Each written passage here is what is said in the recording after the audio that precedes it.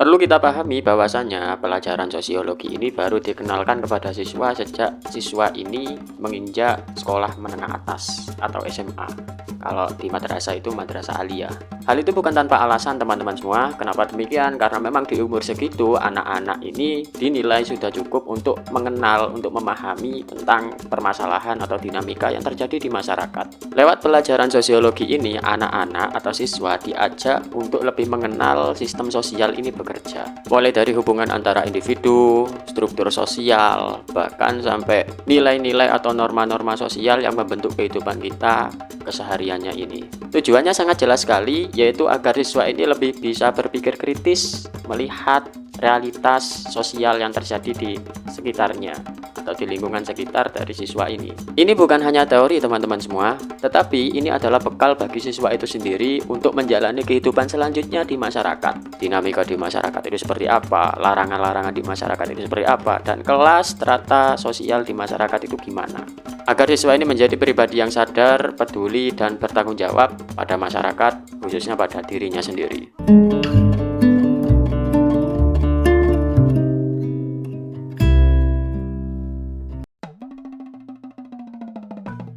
Sosiologi itu bukan hanya sekedar teori atau pelajaran yang ada di buku, tetapi sosiologi itu adalah ilmu yang mempelajari manusia dalam konteks kebersamaannya, yakni masyarakat.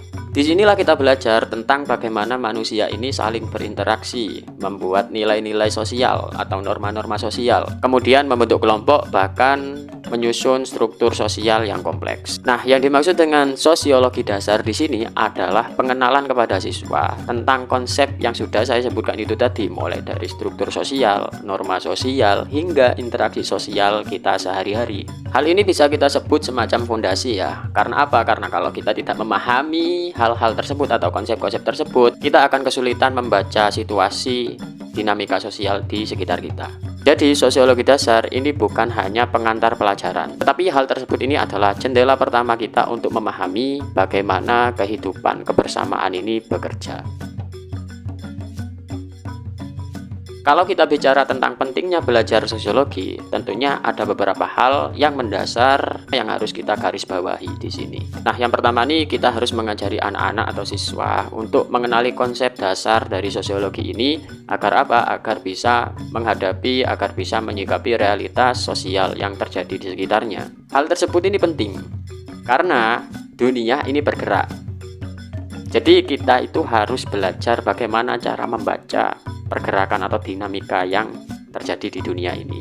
Nah, yang kedua, pelajaran ini membuka kita bahwasannya bagaimana kita berhubungan, saling berinteraksi antara individu, kelompok, maupun lembaga atau institusi tertentu seperti keluarga, sekolah, pemerintah, dan lain sebagainya. Nah, yang ketiga, pentingnya mempelajari sosiologi ini agar kita ini bisa melek. Kita dilatih untuk mempunyai kesadaran agar kita tidak hanya sekedar tahu peristiwa ini terjadi, tapi kita mempunyai kesadaran.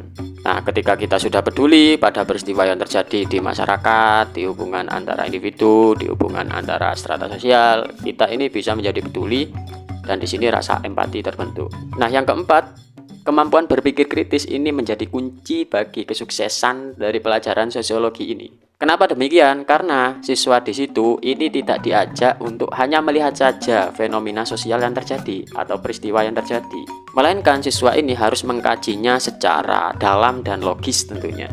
Dan yang terakhir adalah semua ini diarahkan untuk membentuk pribadi yang aktif, sosial, dan demokratis. Karena sejatinya pendidikan ini diadakan bukan hanya untuk nilai, bukan sekedar pada nilai saja, tetapi pendidikan diadakan adalah untuk membentuk manusia yang berpikir, peduli, dan bertindak. Nah, di dalam sosiologi ini juga ada beberapa bab yang harus kita pelajari, dan di dalam bab ini ada sub-sub bab yang nantinya bisa menjadi indikator siswa ini memang paham di bab tersebut. Di bab pertama ada hakikat sosiologi. Di situ diajari tentang pengertian sosiologi, kemudian ciri-ciri dan objek kajian sosiologi, dan yang terakhir itu diajarkan tentang fungsi dan manfaat dari kita mempelajari sosiologi ini. Yang kedua ada bab nilai dan norma sosial. Di dalamnya kita diajarkan tentang pengertian tentang nilai dan norma sosial, kemudian fungsi dari norma sosial, proses internalisasi nilai, kemudian juga diajarkan di situ tentang sanksi sosial. Kemudian ada bab interaksi sosial. Di situ kita diajari tentang syarat interaksi sosial dan beberapa bentuk interaksi sosial yang dimana ada asosiatif, ada disosiatif. Kemudian ada bab struktur sosial. Di situ kita diajarkan tentang pengertian struktur sosial, lapisan struktur sosial, diferensiasi sosial, dan peran serta status sosial di masyarakat. Dan kemudian ada bab tentang kelompok sosial. Di situ kita diajari tentang ciri-ciri dan jenis-jenis dari kelompok sosial. Kemudian kita juga diajari bagaimana kelompok sosial ini bisa terbentuk. Dan ada juga bab tentang lembaga sosial. Kemudian ada bab yang terakhir ini tentang perubahan sosial. Sosiologi di sekolah tentunya mempunyai peran penting yang nggak bisa kita anggap remeh. Kenapa demikian? Oke, saya akan jelaskan di sini. Pertama-tama, pelajaran ini membantu siswa untuk mengenali lingkungan sosial mereka di sekitarnya, mulai dari keluarga, kehidupan di sekolahnya, bahkan sampai kehidupan di masyarakat secara luas. Artinya apa? Artinya mereka ini belajar melihat dan menyadari di mana mereka berada dan bagaimana mereka ini harus bersikap. Kedua, sosiologi juga menanamkan nilai penting loh, yaitu toleransi. Siswa diajari untuk menghargai perbedaan antara suku, antara ras, antara agama, bahkan diajarkan perbedaan tentang pandangan dari masing-masing siswa. Nah, hal tersebut ini adalah bekal penting bagi kehidupan bermasyarakat selanjutnya bagi anak-anak ini. Nah, yang ketiga, pelajaran ini mendorong siswa agar tidak diam. Dalam artian, siswa ini ikut aktif terlibat dalam kegiatan sosial, keorganisasian, dan kehidupan kewarganegaraan. Dan yang gak kalah penting nih, sosiologi mengajarkan kepada siswa agar tetap peka kepada keadaan di sekitarnya, kejadian di sekitarnya, atau isu-isu besar yang terjadi di sekitar siswa ini, seperti kemiskinan, pengangguran, konflik, dan ketidakadilan sosial. Jadi ini bukan cuma pembelajaran tentang teori, melainkan ini adalah pembelajaran bagi siswa agar menjadi manusia yang peduli dan bertanggung jawab. Dalam artian manusia yang memanusiakan manusia.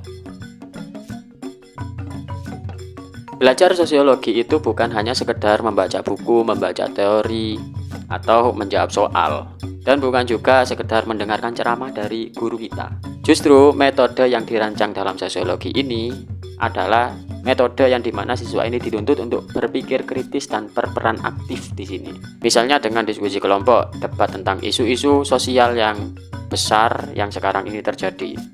Tapi bukan hanya sekedar debat, bukan hanya sekedar omong kosong doang, melainkan ini mengajarkan siswa juga agar untuk mendengarkan pendapat orang lain, menghargai perbedaan sudut pandang dari siswa yang lain. Lalu ada juga metode observasi atau studi kasus ke masyarakat sekitar atau di lingkungan sekitar, di mana siswa ini diajak langsung untuk melihat realitas sosial yang terjadi, bukan hanya membayangkannya di pikiran. Kemudian ada metode simulasi peran sosial. Di sini siswa diajarkan agar bisa merasakan bagaimana ketika dia menjadi orang biasa, bagaimana ketika dia menjadi pemimpin, dan bahkan bagaimana ketika dia ini menjadi masyarakat atau warga yang minoritas di suatu wilayah tersebut. Yang nggak kalah penting juga, siswa ini dilatih untuk menulis esai tentang kesosialan. Ini bukan sekedar tugas, melainkan ini digunakan agar anak-anak ini bisa menganalisis, menyusun argumen, kemudian menyampaikan gagasan secara struktur dan sistematis. Semua ini dirancang agar sosiologi ini menjadi pembelajaran yang memang menghidupkan jiwa-jiwa sosial dari siswa itu tadi, yang kontekstual sehingga bisa membekas pada diri siswa. Oke, itu saja dari saya kali ini. Untuk konten selanjutnya kita akan membahas tentang bab-bab itu tadi yang sudah saya sebutkan di sosiologi ini, tentunya dengan beberapa video. Saya Ali Mas Abi, see ya.